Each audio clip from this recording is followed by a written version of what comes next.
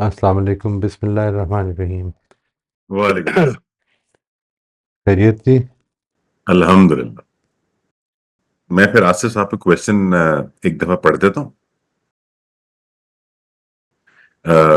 Question ये है कि जी, there is a common observation that disagreements are not handled carefully. People either actually or perceive each other as trying to embarrass or offend one another, causing the session to lose its value and end without producing any positive or helpful results for the participants. Any advice on how to tackle this? ये जो हम ने जित ये जो अभी किया है, आज जो कल का सेशन था, वो बेसिकली इसी पे था कि आपने इस तरह की चीज़ें जो हो सकती हैं उनको अवॉइड करने के लिए अपनी तरफ से इस गुफ्तगू को उस ट्रैक पे रखने की कोशिश करनी है। यानी once you keep that on track तो इसका एक नतीजा निकल आएगा, यानी अक्सर निकल आएगा, वो ये कि लोग जो हैं वो इससे बात नहीं करेंगे। But that is something we can not avoid, कुछ कर ही नहीं सकते उसके बारे में। लेकिन अगर आप खुद इस मामले में कॉन्शियस हैं and if you are following these guidelines, as you can say protocols, कि जिसमें हम बात को, उसके कंसर्न्स को, उसके जो ओपिनियन भी वो एक्सप्रेस की जा रही है, उसके डेटा को, उसकी अजम्पशंस को, उसके कंक्लूजन्स को, इनके ऊपर फोकस करेंगे तो बात जो है वो इन चीज़ों में, इन दायरों में नहीं जाएगी। नहीं जाएगी अगर दूसरा करने को और हम करने को तैयार हैं। अगर तैयार नहीं है तो असल में फिर दुआ ही की जा सकती है जी कि तैयारी हो जाए, हम इस पे सोचने के लिए आमादा हो जाएं। क्योंकि ये जो सारी की सारी बात है, ये ज़िंदगी को एक नज़र से अप्रोच करने की वजह से पैदा होगी। यानी या तो आपको बहुत दुनिया में बेनिफिट नज़र आ रहा है, वो एक और बड़ी बड़ी अच्छी चीज़ है अगर वो भी हो रहा है। बट जो जनरली वो टॉपिक्स के जिनके ऊपर आप पर एतराज़ किया जा रहा है, जिनके ऊपर आप पर तनकीद हो जाती है, उस मामले में ये अंदर से एक सिक्योरिटी की फीलिंग होना कि मैं असल में I will learn, I will in any case gain इस जगह पे, उसके लिए बहुत इम्पॉर्टेंट है ये कि हम इस प्रोटोकॉल को अगर समझ लें और इसको अडॉप्ट कर लें और इसको अप्लाई करें, तो इससे दूसरा भी इस तरफ माइल हो सकता है। यानी कंसर्न्स उसके, मतलब सेफ एनवायरनमेंट प्रोवाइड करनी है हमने जिसमें कि वो अपने कंसर्न्स बता सके। समटाइम्स व्हाट हैपेंस इज़ कि रीजनिंग इतनी क्लियर नहीं होती, कंसर्न्स बड़े क्लियर होते हैं। तो वो अगर नहीं है, वो बताना नहीं चाह रहा, वो इतनी सेफ एनवायरनमेंट नहीं महसूस कर रहा, तो फिर उसके नतीजे में वो उसको उसका ज़िक्र नहीं करता और कोशिश करता है कि उसको अवॉइड करते हुए हम अपनी बात के ऊपर स्ट्रेस करते जाएं कि नहीं ऐसा होना चाहिए। तो ये मसाइल हैं, आई टोटली एग्री। जो इनके पहले दो सवालात थे वो आपको नहीं मिले, वो देवर देर दे अच्छा वो आप उन्होंने डाल दिए हैं जी फिर से, ठीक है। I hope I have answered this first question जी, that these protocols are basically to safeguard that.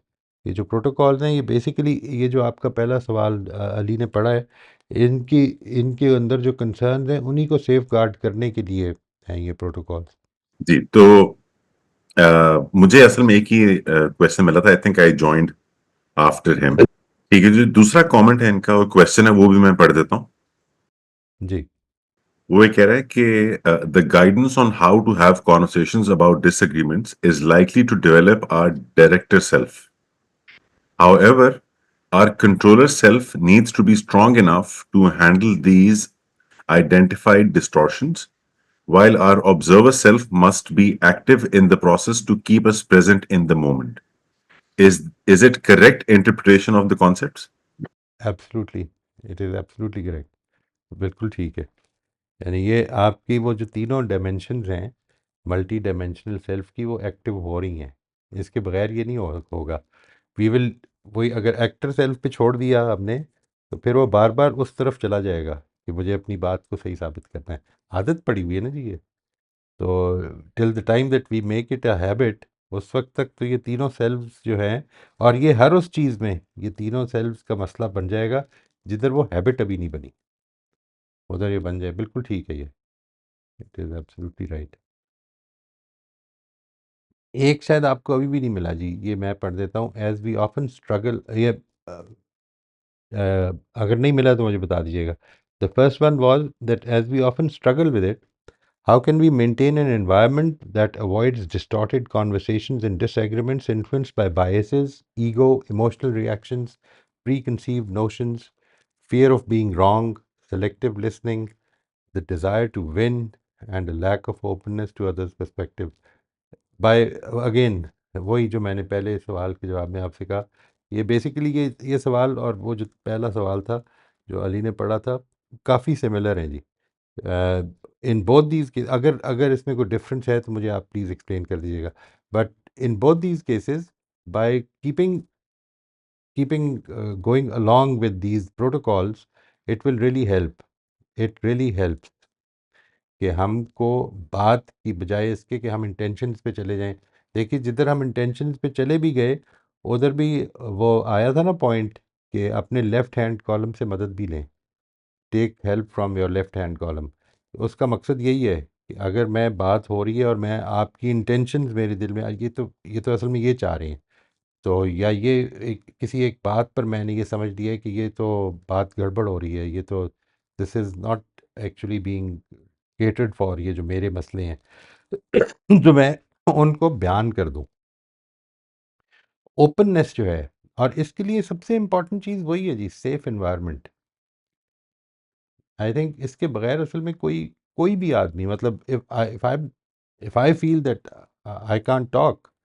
मुझे पिछले दिनों एक तजुर्बा हुआ जिसमें कि एक मीटिंग में मुझे लगा कि वो सवाल पूछने की मीटिंग नहीं है, बल्कि कुछ बताने की मीटिंग है।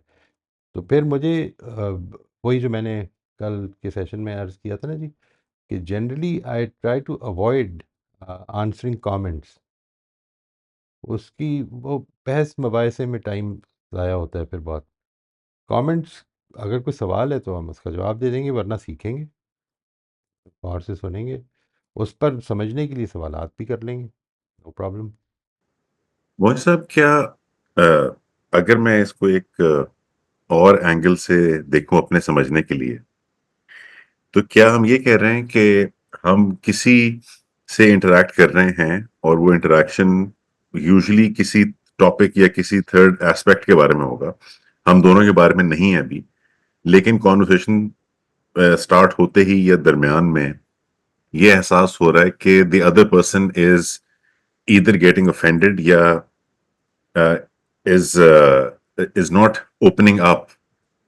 तो बेसिकली होना ये चाहिए हमारे एंड से कि जो भी टॉपिक ऑफ डिस्कशन था, instead of focusing on that, now we need to focus on कि why is the other person feeling the way they're feeling, और राइट, वो सब्जेक्ट ऑफ इंक्वायरी बना लें।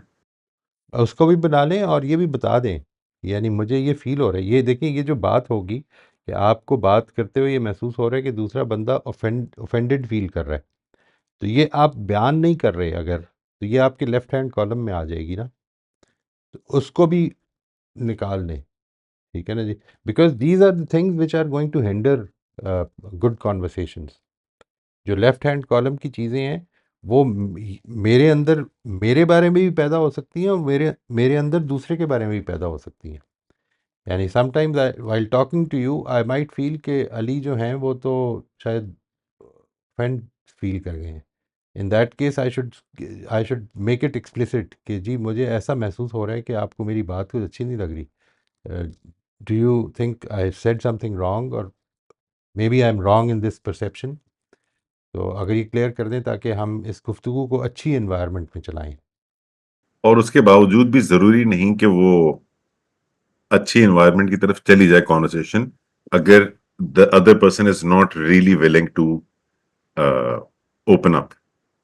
ये इसको इनवाइट करें, इसको इनवाइट करें कि मैं ये चाहता हूँ कि अगर कोई ऐसा माजी में ऐसा कोई वाक़या हो चुका है जिसके बायस आप ओपन अप नहीं हो पा रहे, तो मैं उसको ठीक करूँगा, मुझे वो बता दें पहले, so that we can have a good, pleasant, open conversation, because we know that we can find better solutions together. Exactly. Invite invite कर सकते हैं, गारंटी कोई नहीं है। गारंटी कोई नहीं। यानी ये तो क्लियर है कि रेपो या रिलेशनशिप वहां नहीं है जहां पे कॉन्वर्सेशन मीनिंगफुली कंटिन्यू कर सकती है, तो वो प्रायोरिटाइज कर लेना चाहिए फौरन। Right, right. बिल्कुल और ठीक है। अगेन वो एक जरूरी नहीं कि एक ही सेशन में एक ही कॉन्वर्सेशन में उसमें कोई खातिर खा इंप्रूवमेंट आ जाए। बिल्कुल। और इसमें कोशिश की जाए कि अगर तो मसला जो है वो कोई बहुत बड़ा कॉस्ट इशू नहीं है, तो फिर उसके ऊपर ज़्यादा इन्वेस्ट करें कि वो रिलेशनशिप बेहतर हो पहले। क्या चीज़ें हैं जो हिंडर कर रही हैं हमें? अगर हमारा कोई देखिए, एक एक एक मसला ये होता है कि मेरा एक टेम्पररी सा ताल्लुक है किसी के साथ, लेकिन मैं इकट्ठा उसके साथ काम करता हूँ और मेरी उसके साथ गुफ्तगू ज़रूरी है। इस सूरत में I need to be doing things जिसके नतीजे में and I can only focus on what I can do. ये भी एक मजबूरी है। मैं अगर इस सोच में रहूँगा कि वो नहीं मानने को तैयार, तो इसका मतलब मैंने भी अब हार मान ली है। अब तो कोई चांस ही नहीं किसी तरह से भी ठीक होने का। मैंने कभी भी हार नहीं माननी। If the relationship is important for me, तो मैंने कभी भी हार नहीं माननी, इसके ऊपर जारी रखना है कि ये हमारा जो ट्रस्ट डेफिसिट है ये ठीक हो। अभी recently I actually experienced something similar, or maybe I mentioned this example last time as well, but memory doesn't seem to be on my side these days. तो we went to see a client और उनके साथ the relationship was going brilliantly, लेकिन for some reason जो अभी तक की एक मिस्ट्री है, एक मीटिंग में हम गए तो वहां पे उनके एक सीनियर मैनेजमेंट में से someone was there who had not really been actively part of the conversations before that. वो पैसिवली होते थे मीटिंग्स में पहले भी, लेकिन he never spoke or never said anything. जब वहां पहुंचे हम उस मीटिंग में तो it was pretty clear कि he is not happy. और कोशिश मैंने यही की कि जैसे ही आफ्टर लाइक 5 मिनट्स और सो ये क्लियर हो गया कि he is very unhappy with everything that's going on, and he is not articulating very objectively कि वो क्यों अनहैप्पी हैं। Very some very general expression of dissatisfaction, और जो हमारे लिए सरप्राइज था, इसलिए कि हम इंटरेक्ट कर रहे थे उनकी टीम के साथ बहुत अरसे से, और ऐसी इस किस्म की कोई बात आई नहीं थी कभी भी सामने। इनफैक्ट उल्टा ही था, they were very happy with what we were doing. So I try to steer the conversation very clearly towards the fact that, let's figure out कि why is it that you are not happy. It's very clear कि you're not happy with us. So we are here, और this is why we are here. पूरी team आई हुई है इसीलिए कि if there's any decide, but it never really got to कोई objective बात नहीं निकल सकी उसमें।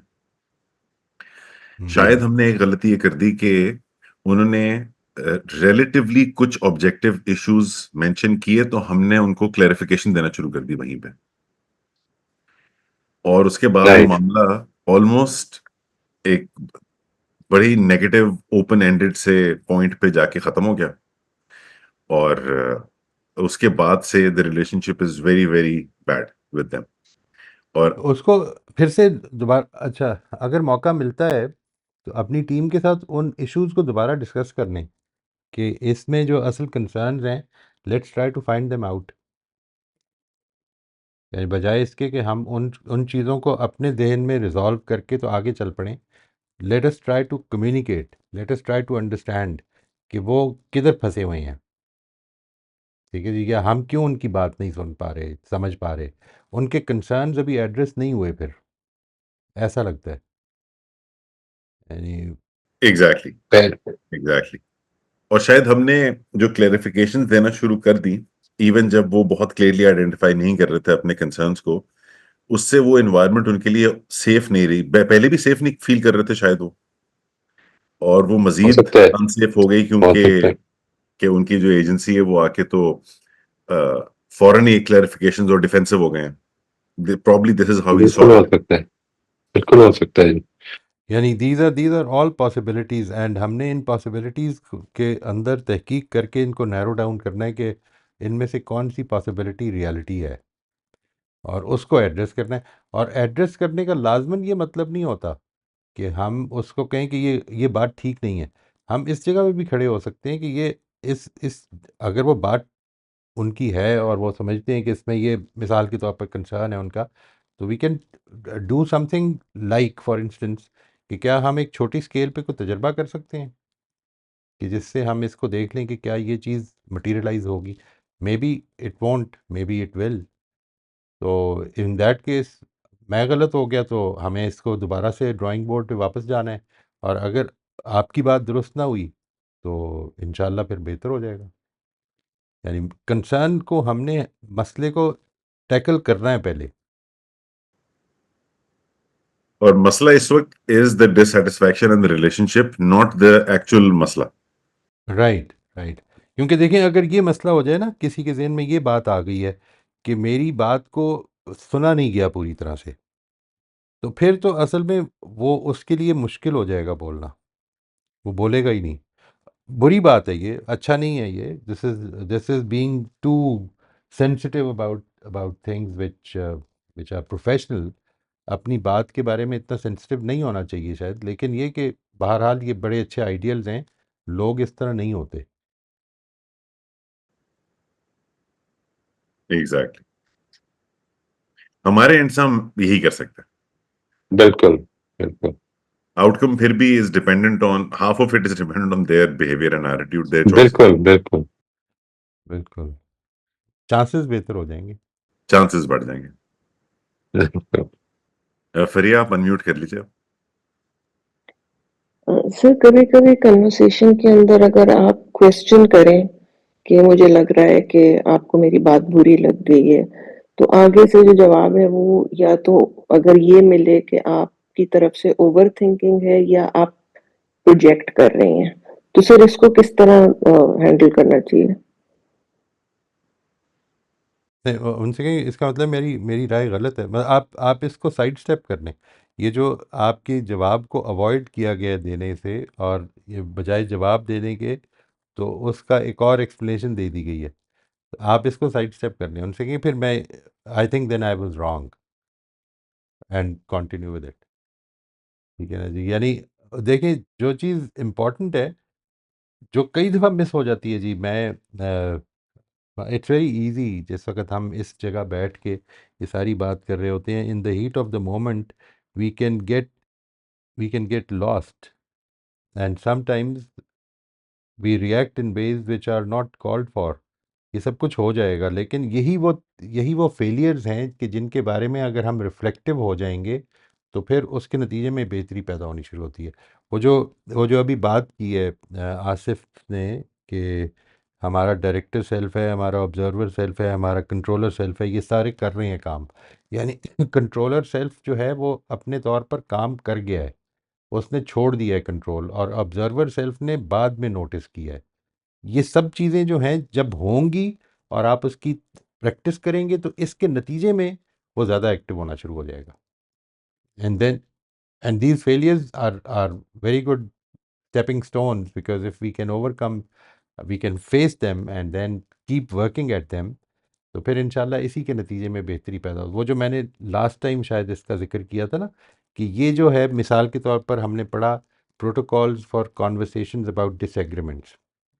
अब इसको आप फॉलो करने की कोशिश करें। यानी यूँ समझ लें कि नेक्स्ट मंथ पूरा इसके ऊपर फोकस करके हम काम करने की कोशिश करते हैं। ये एक तो आपके जहन में बैठनी शुरू हो जाएंगी सारी चीज़ें। अभी तो अलग अलग ऐसे लगता है कि स्टेप्स हैं, ये स्टेप्स अलग अलग भी नहीं हैं। यूँ नहीं है कि एक होगा फिर दूसरा होगा फिर तीसरा होगा, ये डिपेंड करता है कि बात किधर से शुरू हो रही है। मिसाल के तौर पर जैसे अभी अली ने बात की, अगर कोई कंसर्न्स हैं तो फिर पहले उन कंसर्न्स को, और फिर ये लेट से अगर हमारे पास ये मौका बन जाता है कि हम फिर से मीट कर सकते हैं, तो let us start from this point कि मैं ये समझता हूँ कि कुछ गलतियाँ हो गई हमसे, जिसके बायस we have not been able to create that safe environment. Let us try once again and let us try to do that. ये ये डिपेंड इस पे करेगा कि इस वक्त की सिचुएशन क्या है। ये स्टेप्स सारे बयान हो गए, अब उन स्टेप्स को फॉलो करने की का वक्त आ गया। स्टेप्स फॉलो कर रहे हैं हम, गलतियाँ हो रही हैं, हम उसके बारे में गौर करते हैं, उसके बारे में डिस्कस करते हैं, फिर ठीक करने की कोशिश करते हैं। ये जो प्रोसेस है ये असल में उसको इंटरनलाइज करने का बायस बनेगा। अभी जो कुछ हुआ है, this is information. If you understand it, it becomes knowledge. It is kind of a superficial knowledge. ठीक है जी। Then you start applying it, it starts getting integrated. You fail, you fall down, You get up again, you start reviewing it, reflection, correction, and it becomes internalized. ये हर चीज़ में ऐसे ही है, हर चीज़ में ऐसे ही चलेगा। यानी आपने एक, हम फेथ के ऊपर बात करते हैं, हम इस चीज़ के ऊपर करते हैं, हम ज़िंदगी के पैराडाइम्स को बनाने की बात करते हैं, ज़िंदगी को मीनिंगफुल बनाने की बात, ये सारी चीज़ें जो हैं, ये असल में बार बार क्या होगा कि हम मिस आउट कर जाएंगे। बात समझ में आ गई है, अब इंटीग्रेशन में प्रॉब्लम आ रही है। इंटीग्रेट किया, उसके अंदर सवालात पैदा होंगे, सवालात सामने लाए, लोगों ने उस पर राय दी कि हम जब इस जगह से गुजरे तो हमने क्या किया था, ये सारी चीज़ें होंगी। And then we keep reflecting on what happened. मेरा ऑब्जर्वर सेल्फ वीक हो गया था, मैंने उस ऑब्जर्वर सेल्फ को वीक कर, जब हो जाता है तो क्या कर सकता हूँ मैं, वो उसके ऊपर भी बात की जा सकती है, वो उसमें मैंने आपको बताया भी था। ये सारा जो प्रोसेस है, जब आप उस पर इख्तियार कर रहे होंगे, और रिफ्लेक्टिव जर्नलिंग अगेन, वो तो मैंने ये कहा था ना उस वक्त कि ये सारी ही चीज़ों का हिस्सा है। जिस चीज़ को भी आप टारगेट करके ठीक करना चाह रहे हैं, उसका हिस्सा बन जाएगा कि ये मैंने ठीक करना है, ठीक है। And then it starts getting internalised. और इंटरनलाइजेशन की कोई हद नहीं है फिर, दायरे कि वो एक ऑन गोइंग प्रोसेस है ज़िंदगी भर का। एक चीज़ ठीक करेंगे, दूसरी में कमियां आ जाएगी, वो ठीक करनी है फिर। Thank you sir, thank you. ये मोस्ट वेलकम। ये मोहित साहब आपने हार्ट ऑफ द मैटर को तकरीबन टच कर दिया लास्ट कमेंट में। यही जो जिस मीटिंग में मैं भी जिक्र कर रहा था, जब इस मीटिंग से हम निकले तो द फर्स्ट थिंग मेरी टीम में जो जरा यंग या गरम गरम जोश टीम मेंबर्स हैं, the first thing they said to me was के अली भैया बहुत शरीफ आदमी है। आपने इतनी सुन ली। और उस वक्त ऑब्वियसली मैं भी थोड़ा सा I was feeling the I was feeling good at least about the fact कि हाँ हमने शायद सही हैंडल किया मामले को। लेकिन ये बहरहाल बॉदर करता रहा मुझे कि it should have ended a little better than this. और वो आफ्टरवर्ड्स फर्दर रिफ्लेक्शन से और घर आकर बेगम से डिस्कस करने से ही मुझे एहसास हुआ, जो भी मैं आपसे जिक्र भी कर रहा था, कि आई थिंक हम डिफेंड करना शुरू हो गए थे बाहर। राइट।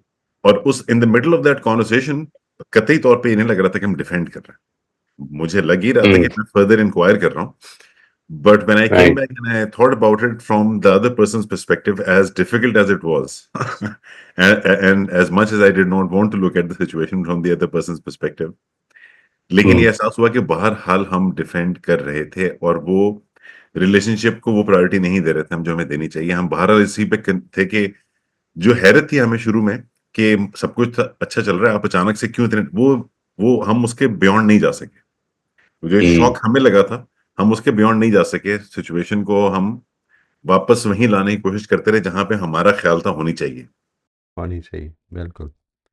यानी इस मौके पर छोड़ दें, इस मौके पर असल में ये चीज़ बन जाए कि let's try to find out, maybe we can find a better path, a better destiny path, everything, सब कुछ हो सकता है।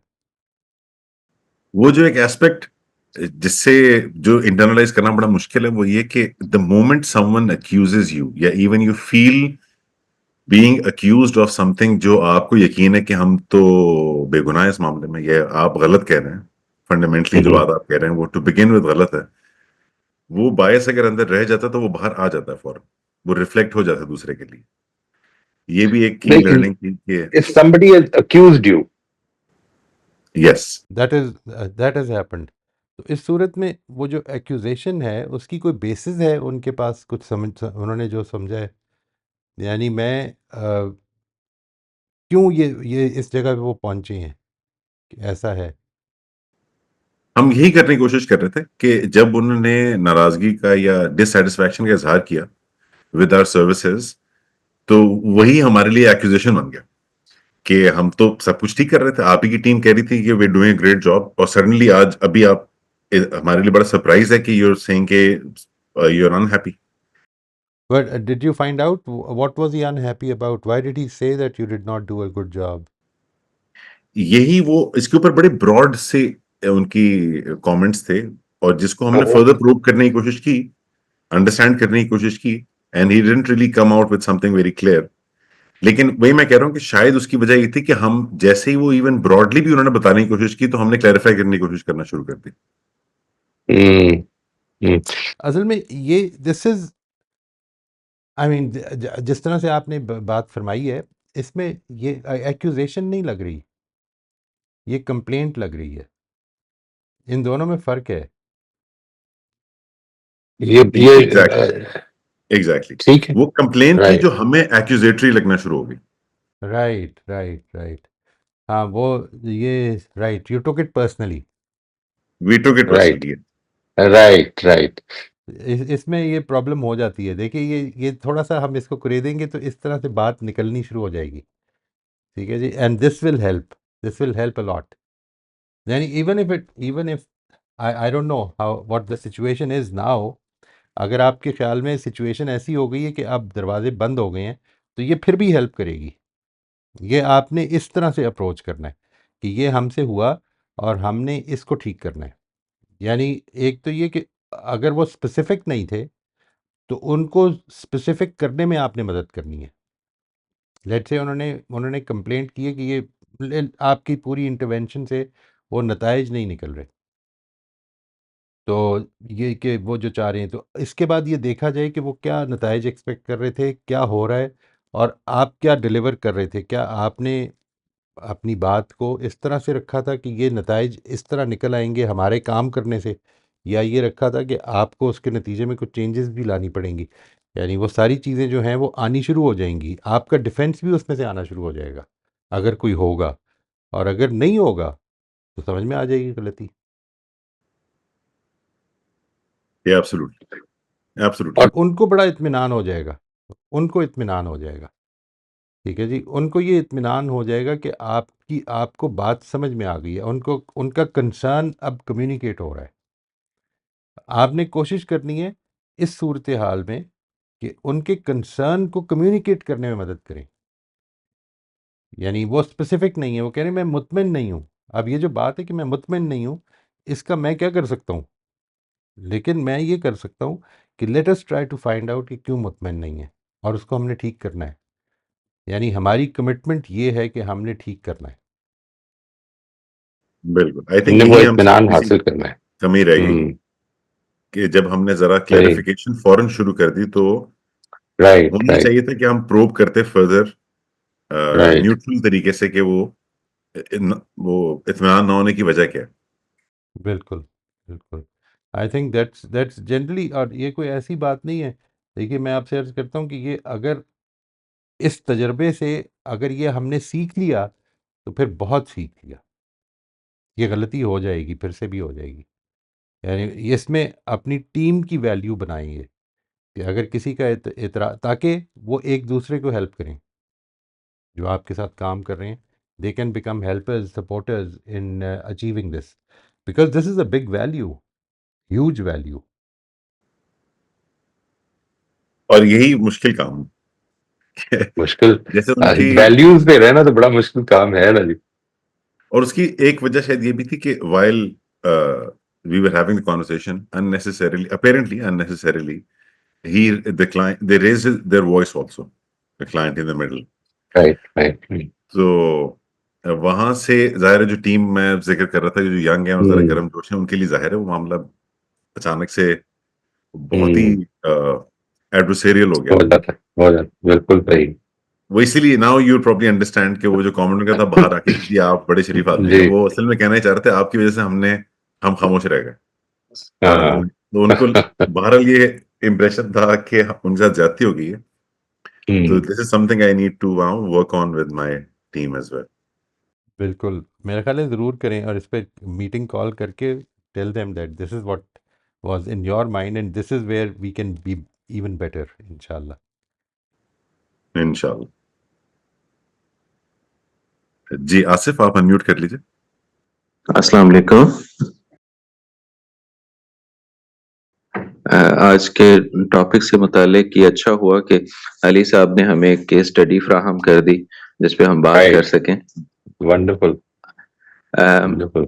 जैसे मैंने भी इसी तरह सवाल में मेंशन किया था कि जब कोई भी पार्टी ये perceive करती है कि उसे embarrass किया जा रहा है या उसको offend किया जा रहा है, तो फिर क्या होता है कि हम फैक्ट से हट के अपनी परसेप्शंस को फॉलो करना शुरू कर देते हैं, उसमें फिर इमोशंस अटैच हो जाते हैं और फिर ये सारा प्रोसेस जो है वो डिस्टॉर्ट हो जाता है।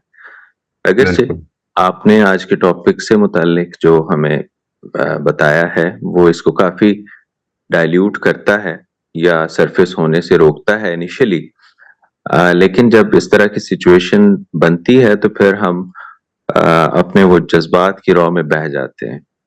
राइट राइट और जैसे आपने पहले भी जोर दिया इस बात पे कि उस सिचुएशन में डिफेंड नहीं करना चाहिए, तो अब जैसे अली ने भी हमारे साथ शेयर किया तो कि वो प्रोबेबली वो शायद माइनर कंसर्न्स होंगे जो शायद फर्मली बयान किए जा रहे थे, जिसको इन्होंने परसीव करते हुए एक्विजिशन जब लेबल किया तो वो फिर जाहिर है कि इनके जो इमोशंस हैं वो भी उसी तरह से मुतहरिक हुए होंगे।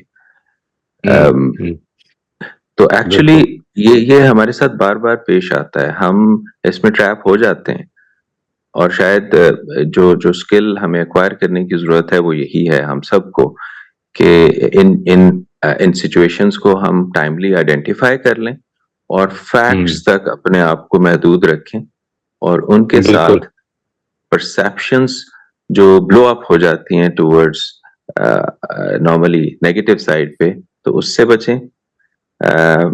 और फिर अगर हम इसी इसी चीज को किसी दूसरे सेशन लेटर सेशन तक पोस्टपोन कर सकें तो बेहतर है, क्योंकि बहुत उससे अच्छा फायदा ये होगा उससे फायदा ये होगा कि करंटली हम जो एक तो अननेसेसरीली डिफेंड कर रहे हैं, उससे बच जाएंगे, और एक तासुर ये जाएगा कि जेन्युइनली हम दूसरे की बात सुनने की कोशिश कर रहे हैं और अगले सेशन में हम इमोशनली डिसएंगेज होके आ रहे होंगे काफी हद तक।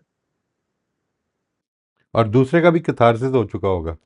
जी, जी, जी, बिल्कुल। That is very important. हाँ जी, तो मेरा ख्याल है कि ये हमें सीखने की ज़रूरत है। बहुत अच्छी बात है जी। आई थिंक ये देखिए, ये जो अभी, और ये चाहे पर्सनल कम्युनिकेशन है चाहे प्रोफेशनल है, दोनों सूरतों में ये मामलात पेश आते रहेंगे, और ये आते रहेंगे और आपको मौका फराहम करते रहेंगे। मैं तो इस चीज़ का, आप you know this that I am very fond of saying this a lot. ये ज़िंदगी वो जर्नी है जो कि अपॉर्चुनिटीज़ प्रोवाइड कर रही है, और वो प्रोवाइड करती रहेगी till the time that it ends. मैंने बेहतर होना है। गलतियां हो जाती हैं, बड़ी हो जाती हैं जी, सीरियस हो जाती हैं, लेकिन फिर उठ के तो कपड़े झाड़ के ये कहना है कि ठीक करने की कोशिश करनी है। मोहित साहब, ये बताइए कि जब हमें ये लगता है कि हमने इस चीज़ को फॉर्मली इंफॉर्मेशन हम तक पहुंच गई, जैसे हम इन लेक्चर्स के थ्रू सीख रहे होते हैं, इंफॉर्मेशन ले रहे होते हैं, फिर उसको इंटरनलाइज भी करने की कोशिश करते हैं और कभी हमें लगता है कि हम अब इसको अप्लाई कर रहे हैं, लेकिन फिर हम अचानक से गलती करते हैं, फिर बहुत अफसोस होता है कि ये सब कुछ पता भी था और इसको सीखा भी, अप्लाई भी किया इन वेरियस सिचुएशंस सक्सेसफुली, और फिर आज वही गलती दोहरा रहे हैं और बैक टू स्क्वायर वन समझ रहे होते हैं अपने आप। राइट। ये यानी ये हो जाता है जी। आपका सवाल इसमें क्या है, मैं समझ समझ नहीं सका। I am sorry, I miss that. यानी यानी ये फिर हमें अपने आप पे हैरत हो रही होती है कि ये क्यों हो गया और इसको मुझे राइट आगे लेके चलना है, तो कोई है तरीका ऐसा कि हम नहीं दोहराएं थोड़ा सा नहीं गलतियां एनालिसिस अपनी? हाँ, गलती से घबराएं नहीं, एनालिसिस करें थोड़ा सा कि ये क्या हुआ था, यानी व्हाट हैपेंड हियर। क्या मैंने इसको समझ लिया था कि ये सिचुएशन पैदा हो रही है? अगर नहीं समझ लिया था तो इसका मतलब है कि वही जो अभी आपने बात फरमाई, ऑब्जर्वर सेल्फ थोड़ा सा वीक हुआ हुआ था। वो मुझे बता नहीं, वो मेरा डायरेक्टर तो मैंने बता समझ लिया कि करने का काम क्या है, लेकिन ऑब्जर्वर सेल्फ जो है वो वीक हुआ हुआ है इस मामले में कि ये वो सिचुएशन आ गई है। तो इसका मतलब ये है कि मुझे इस तरह की सिचुएशंस में उसको एक्टिव रखना है। कई दफ़ा कॉन्शियसनेस नहीं होगी। कई दफ़ा कॉन्शियस भी हो जाएंगे और फिर भी नहीं हो पाएगा। ये डायग्नोज करना है आपने, क्योंकि इन दोनों के अलग अलग डायग्नोसिस होंगे और इन दोनों के अलग अलग इलाज भी होंगे। यानी एक सिचुएशन में विल पावर की कमी है, एक सिचुएशन में कॉन्शियसनेस की कमी है। आपको पता नहीं चल सका। जी बिल्कुल मेरा ख्याल है कि मल्टी डायमेंशनल सेल्फ के ऊपर फिर से उसको देखने और उसकी फर्दर प्रैक्टिस करने की जरूरत है कि इंफॉर्मेशन भी पूरी हो, ऑब्जर्व भी कर राइट रहे हो in the present right moment कि हम क्या कर रहे हैं, और उसके बाद कंट्रोल भी फिर पूरा हो जो हम एक्सरसाइज कर सकें। इंशाल्लाह अभी इंशाल्लाह। कल ही ऐसा हुआ कि एक साहब से मेरी बातचीत जो पिछले कई माह से हो रही थी और वो कमिट कर रहे थे कि वो अपना वादा पूरा कर देंगे। और फिर कोई 1.5 माह पहले उन्होंने बहुत फर्मली उसको दोहराया कि जी बाय द एंड ऑफ जनवरी ये हो जाएगा। तो जब उनका वादा पूरा नहीं हुआ तो कल जो मेरी कॉल थी वो I have all the substance to show my anger and I did. लेकिन उसके बावजूद मुझे अफसोस हुआ कि वो एंगर नहीं होना चाहिए, मुझे फर्मली अपनी बात कर देनी चाहिए थी कि that was wrong on his part. लेकिन उस एंगर पे ऑल्दो उसमें मैंने कोई ऐसे जुमले इस्तेमाल नहीं किए कि जो ह्यूमिलिएटिंग हो, लेकिन एंगर का अपना टोल होता है, आपको पता है। तो वो हम उससे अच्छा महसूस नहीं करते। तो आई डिड और फिर अफसोस होता है। अफसोस होता है। और इसमें जो एक चीज़ है वो ये कि इसमें जो एक चीज़ एक्टिव हुई है वो ये हुई है कि वो नहीं किया उन्होंने। बिल्कुल एक एज अ प्रिंसिपल बिल्कुल ठीक है ये बात कि आपकी जो कमिटमेंट है वो अगर आपने पूरी नहीं की देन यू लूज ट्रस्ट। ठीक है ना जी, इसलिए इन प्रिंसिपल ये बिल्कुल ठीक है बात। But did you find out कि वो क्यों नहीं कर सके? मेरी इंक्वायरी के ऊपर एक्चुअली मुझे बहुत विजिबली ये पता चला कि उनकी तरफ से कोई कमिटमेंट उस तरह की थी ही नहीं। He didn't right try to do that. ठीक है ठीक है। और ये मेरी असम्पशन नहीं थी, ये उनसे बातचीत करके पता चला कि आपको पता चल वो गया। जी जी कि उन्होंने इस काम को अहमियत नहीं दी। और राइट राइट। फिर उस इस सूरत में इस आदमी को इस खाने से निकाल के इस खाने में रख दें। यानी ये बात कि इस आदमी के ऊपर इन चीज़ों के मामले में एतमाद नहीं किया जा सकता अनलेस कि ये क्लियरली बताए। अच्छा, अगर कभी इस तरह की सिचुएशन पेश आ जाए तो ऐसा नहीं मैं कह रहा कि अब ना करें, लेकिन अब उस पर डिपेंड ना करें। You should be absolutely clear और ये बता दें कि देखिए मेरे साथ ये जो मेरा तजर्बा है इसके बायस मुझे मुश्किल हो रही है, आप मुझे कुछ थोड़ी सी हेल्प करें कि should we take it differently. ये भी राइट कम्युनिकेट करके देख लें। Maybe he would have a reason. I mean I think जिस तरह से आपने फरमाया, जिस तरह आपने फरमाया कि वो मेरी अजम्पशन नहीं है बल्कि ये उनकी बात यही है, तो अगर यही बात है तो फिर इसका मतलब है कि उनको gravity of the situation communicate ही नहीं हुई, या कम्युनिकेट नहीं हुई है उन्होंने समझी ही नहीं है। नहीं, उनको जो ग्रेविटी ऑफ द सिचुएशन है वो भी कम्युनिकेट हुई, अ, और उनको टाइम भी बहुत दिया गया। मतलब पहले तो मंथ्स एंड मंथ्स, और उसके बाद 1.5 माह पहले उन्होंने जो कमिटमेंट की और बहुत फर्मली की मेरे जोर देने के ऊपर, और ये 1.5 माह भी बहुत काफी था उनकी कमिटमेंट को पूरा करने के लिए।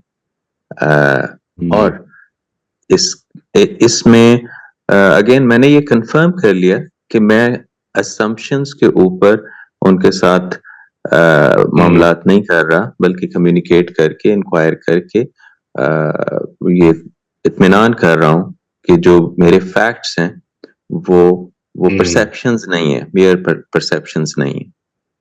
ठीक ठीक। तो इसमें फिर उनकी हेल्प क्या की जा सकती है जी? यानी वो इज ही ए प्रोफेशनल?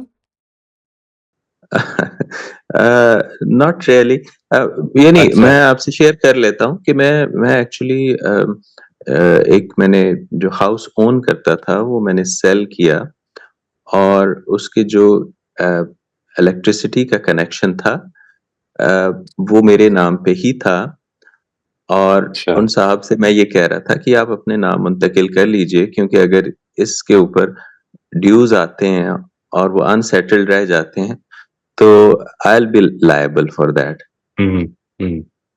तो वो उसे अपने नाम पे कन्वर्ट नहीं करवा रहे। Right right. ये इस तरह का मामला है। ठीक है, ठीक है। मेरा ख्याल है फिर उनको ये उनको बता दें, उनको एक अल्टीमेटम सीधा-सीधा दे दें कि देखिए ये मेरा अब क्योंकि मसला जो है ये लायबिलिटी का है, तो फिर then I will have to request the authorities कि वो इसके बारे में कुछ करें, वरना फिर काट लें आप फिर अपना connection, you will have to apply for it.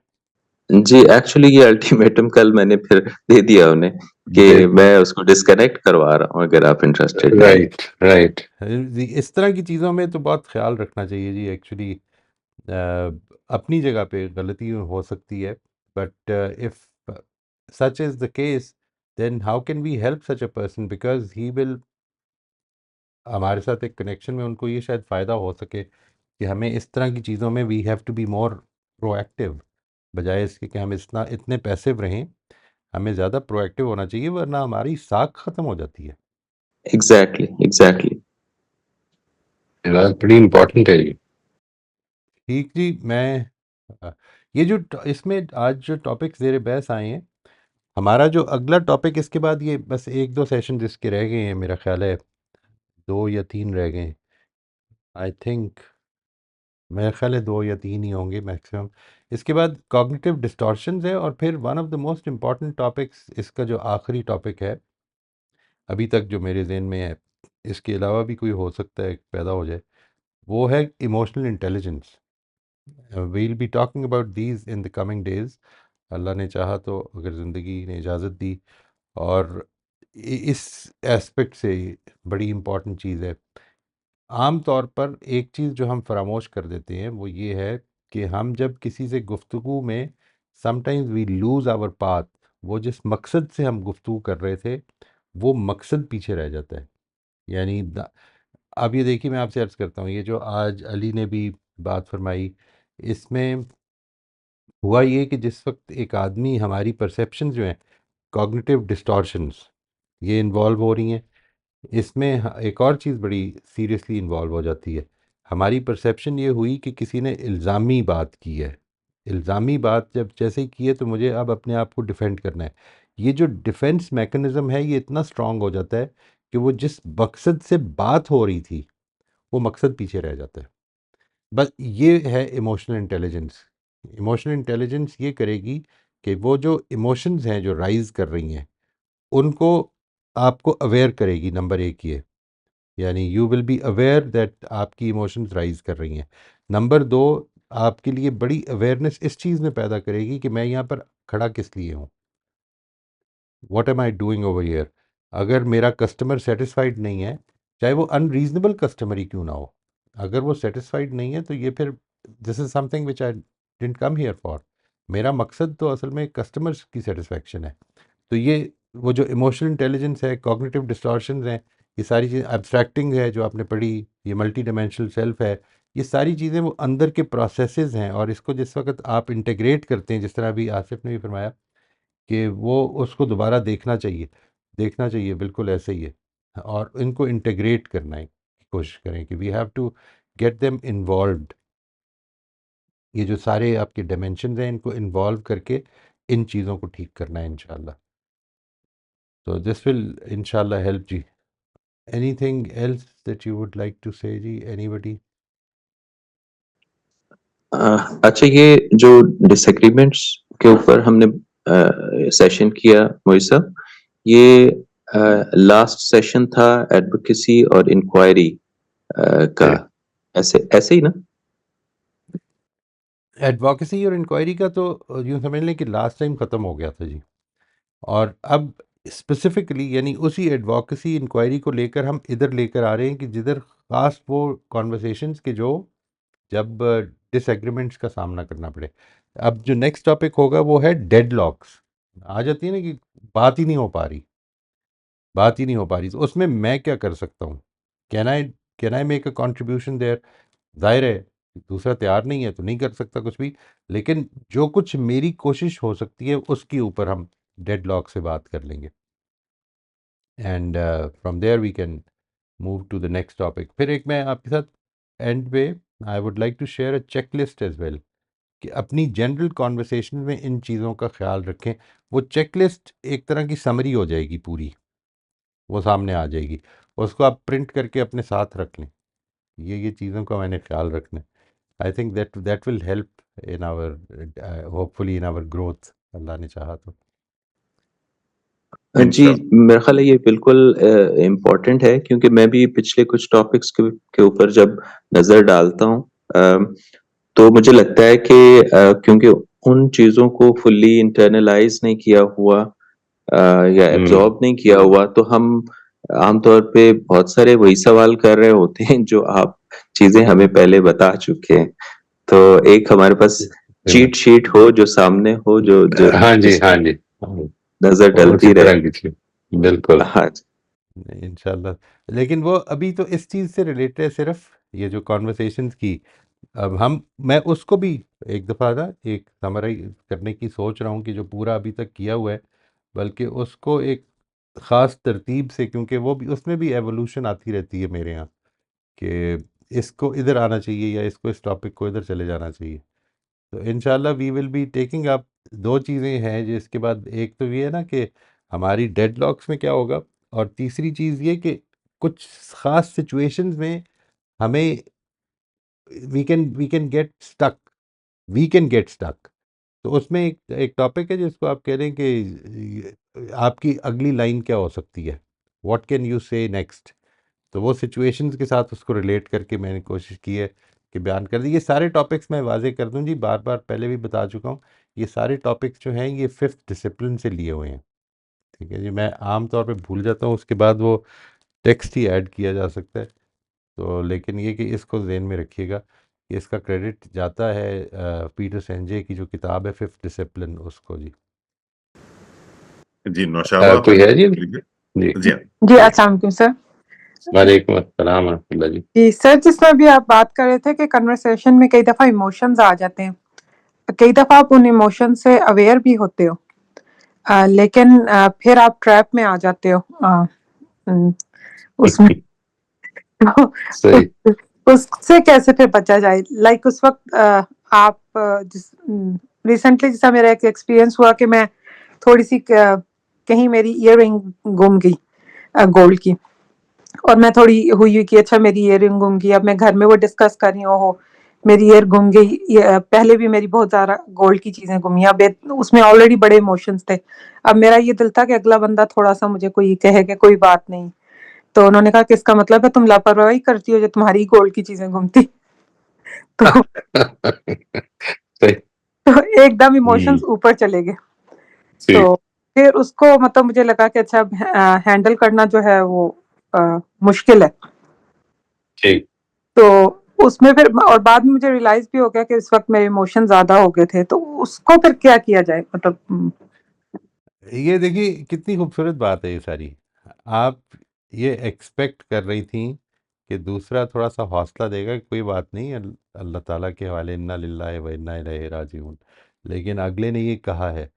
अब ये जो सारी बात है कि आप ये एक्सपेक्ट कर रही थी कि ऐसा होगा, और अगले ने ये कह दिया, ये क्या हुआ क्या इधर?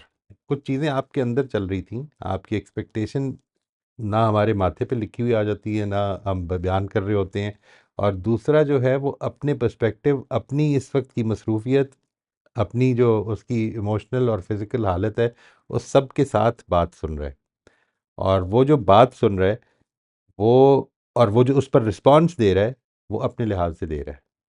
उसको नहीं पता कि आप क्या चाहती हैं और आप क्या एक्सपेक्ट कर रही हैं या आप क्या पसंद करेंगी। तो उसको तो असल में एक इन्फॉर्मेशन मिली है, जिसके ऊपर उसने बिलअमूम, आम तौर पर हमारा मामला ये है कि हम रिएक्ट कर देते हैं। ये उनका रिएक्शन है, और ये रिएक्शन जो है ये कोई लाज़िमन कंसिडर्ड रिएक्शन नहीं है। यानी अगर आप उनसे बात करें तो हो सकता है कि वो आपसे ये कहें कि नहीं वो तो है ही ना, ठीक है, लेकिन हमें अपनी ज़िम्मेदारी को देखना चाहिए। यानी when you think about it, तो आप ये देखेंगे कि जो मैं एक्सपेक्ट कर रही थी, आपकी जो हर्ट फीलिंग है वो इसलिए हुई कि ये this is what you are expecting. ये बात उनको नहीं पता, उनको आपने बताई भी नहीं है, और ये उनको कोई ख्वाब भी नहीं आएगा। तो वो he could not meet your expectations, that is perfectly all right. नहीं, यानी मैंने तो कहा जिंदगी कि पहले तो मुझे था, लेकिन फिर मैंने जी, कहा कि आपको मुझे थोड़ा डिफरेंट चीज़ें से करना चाहिए था, क्योंकि घर से ही मेरी रिंग्स भी गुम गई थी कुछ अर्सा पहले। कहाँ गई कुछ पता नहीं। इसी तरह कल राइट, गई थी इयररिंग्स पहन के, उन्हीं के घर मैंने चेक किया तो इयररिंग था ही नहीं कान में। तो ठीक। वो मैंने आके जब उन्होंने मुझे कहा तो मुझे थोड़ा-सा हुआ कि अच्छा, मैं भी इमोशंस अभी बहुत स्ट्रॉन्ग है। तो मैंने कहा लेकिन इसमें मेरा कसूर क्या है? मतलब पहनी हुई थी, गुम गई। तो उन्होंने कहा नहीं, इसका मतलब है कि तुम ज़्यादा केयर करो इसके, कि तुम किसी और तोहमात में जाओ कि मेरे साथ हाँ, क्यों नेगेटिव होता है। तो हाँ, मैं सिर्फ़ इसलिए कह रहा हूँ। तो उस वक़्त हाँ, मतलब मुझे फिर उस वक़्त थोड़ी समझ नहीं आई, लेकिन मैं इमोशंस में थी, बस मैंने बात को वाइंड अप कर दिया कि ज़्यादा ना। तो फिर मैंने उस पे ठीक। सोचा, तो मैंने कहा नहीं, मेरे इमोशन ज़्यादा थे। तो मुझे हुँ, वो था कि ये इमोशंस को मैं कैसे, मतलब उस पॉइंट पे भी अगर वो बात मेरी पसंद की नहीं भी थी, तो हुँ। मैं अपने अवेयर थी कि इस वक़्त मैं खुद थोड़ी टेंस हुई हुई हूँ कि मेरे साथ ऐसे क्यों हो रहा है, क्यों गुम रही हैं चीज़ें। तो मैं उसको बस इस कंट्रोल। पर फोकस इस पे करने। ये देखिए, मैं आपसे अभी एक चीज़ मैंने भी अर्ज की ना, मैं हम अभी कॉग्निटिव डिस्टॉर्शंस पे आएंगे। One of the most important cognitive distortions is, अपने जहन में हमने कुछ शुड स्टेटमेंट्स बनाई हुई हैं, should statements. This is the way it should happen. ये असल में किस चीज़ का बयान है? हमारी एक्सपेक्टेशंस, है ना जी। यानी व्हेन वी से this he should have done this, तो ये हमारी एक्सपेक्टेशन है ना, जिसका बयान है। आम तौर पर ये should statements are one of the biggest cognitive distortions, यानी जो आपके लिए सबसे ज़्यादा मुश्किल का बायस बन जाती हैं। वो किसी ने वो एक आर्टिकल लिखा था, मुझे उस बंदे का नाम नहीं याद आ रहा, बड़ा खूबसूरत 2 सफ़ों का आर्टिकल है कि अजम्पशन ये रखें कि life is going to be unfair. बड़े मुतमईन रहेंगे। क्यों? ये वही अजम्पशन है जो हमारी है ये इस वक्त, कि ज़िंदगी आजमा खुदा की तरफ से आजमाइश है। ये ज़िंदगी जो है, ये देने की जगह है, लेने की जगह नहीं है। ये हासिल करने की जगह नहीं है, ये तो देने की जगह है। आपने रिस्पॉन्ड करना है अंडर ऑल सर्कमस्टांसेस बेहतरीन, ये काम करना शुरू कर दें। यानी हो गया, आप ये एक्सपेक्ट करी थी, फोकस इमीडिएटली ये कर लें कि कोई मसला नहीं है, मुझे बहरहाल ये देखना है कि व्हाट कैन आई डू। यानी ये गिर गया, मेरी कोई गलती नहीं है, लेकिन ये अब मेरे सामने जो भी इसको आप कहें, गलती है, कोताही है, जो जो मर्जी कहें, ये नहीं है मेरी। सवाल ये कि what can I do to safeguard such a thing from happening again. मैं क्या कर सकती हूँ, इस पर सोचना है। ठीक है जी। This is what will help you. Focus, कैमरे का फोकस जो है वो मेरी ज़ात है, मेरी बात है, हाँ। मैंने ये करना है। अच्छा, ये मेरी एक्सपेक्टेशन टूटी, मुझे दुख हुआ, आगे चल पड़े, इससे कोई बात नहीं, मैंने फिर भी अच्छा रिस्पॉन्स देना है। ये है जो तरबियत है जी, दिस इज द जर्नी।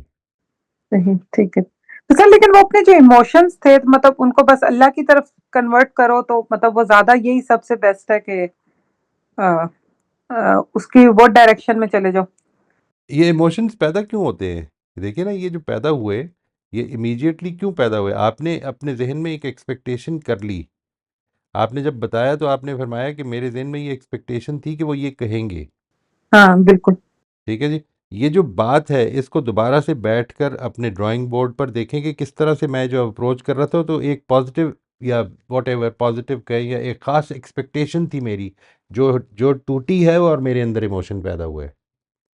तो अगर मैं इसको एक्सपेरिमेंटल करूं, लेट्स से मैं ज़िंदगी को एक एक्सपेरिमेंट देखूं कि मैं ये करके देखता हूं क्या होता है। ठीक है। एंड इसमें मेरे इमोशंस नहीं पैदा होंगे, एक्सपेरिमेंट से इमोशंस नहीं पैदा होते। I will just try to find out. I am here not to prove a point और to get a certain response, बल्कि I just want to find out कि क्या होता है, और अपनी एक्सपेक्टेशंस को उसके मुताबिक ढाल लें। ये मैं जब कहता हूँ ना कि एक्सपेक्टेशंस ने टूटना है, इसने नहीं तो किसी और ने टूट जाना है।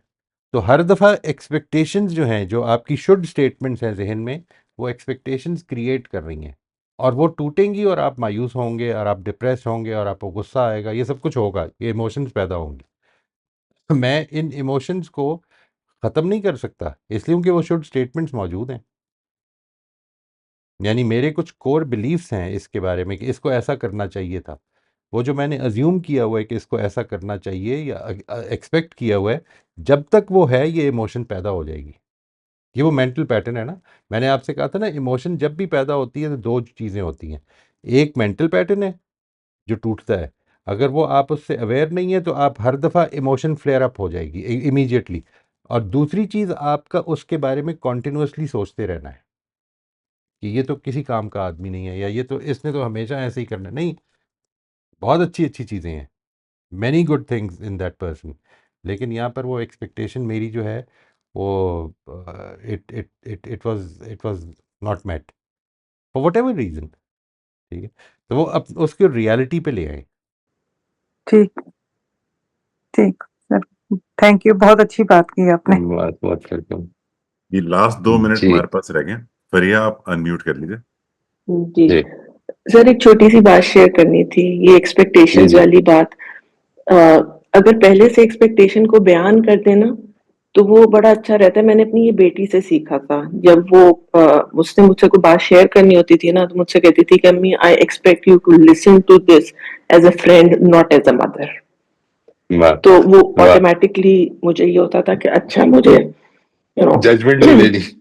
जजमेंट नहीं देनी, और एक स्ट्रेट फेस के साथ उसकी एट्रोशियस बात को भी मैं सुन के। बिल्कुल तो मैं, अब मेरे हस्बैंड जो है वो डॉक्टर हैं, तो मुझे कभी जब उनसे कुछ मुझे कहना होता है तो मैं कहती हूँ, प्लीज शफकत, ये बात एज अ हस्बैंड सुनिएगा, नॉट एज अ डॉक्टर। लेकिन वाह वो इन दो वाह, चीजों को अलग नहीं करते हैं, तो फिर उसका भी होता है कि मैं आगे से हंस पड़ती हूँ, और फिर वो जी सिचुएशन जो है वो फ्लेयर अप नहीं होती। मैं आगे से हंस पड़ती हूँ, मैं कहती हूँ ये आपसे नहीं होगा ना, तो वो भी आगे से कहते हैं यार मुश्किल है, नहीं होता। सो वो तो बिल्कुल देखिए, ठीक है जी, एक्सपेक्टेशन एडजस्ट को इमेजिन, बयान कर देना तो बिल्कुल बिल्कुल, इट्स वाह इजियर। वाह वाह, ज़बरदस्त जी, आपके हस्बैंड डॉक्टर हैं और मेरी बेगम जो है वो एक लंबा अरसा एडमिनिस्ट्रेटर रही हैं। तो ओ सोचने पे ठीक है जी, बहुत शुक्रिया जी, खुश रहे जी सारे। ये आई थिंक किसी का कोई जवाब सवाल तो नहीं रह गया जी, आई एम सॉरी। नहीं, वो एक कमेंट आया हुआ है, लेकिन वो चल क्वेश्चन नहीं है, वो नेक्स्ट टाइम ओके, के लिए। चले ठीक जी, ठीक, राइट जी। थैंक यू वेरी मच जी, अस्सलाम वालेकुम। फिर हमारा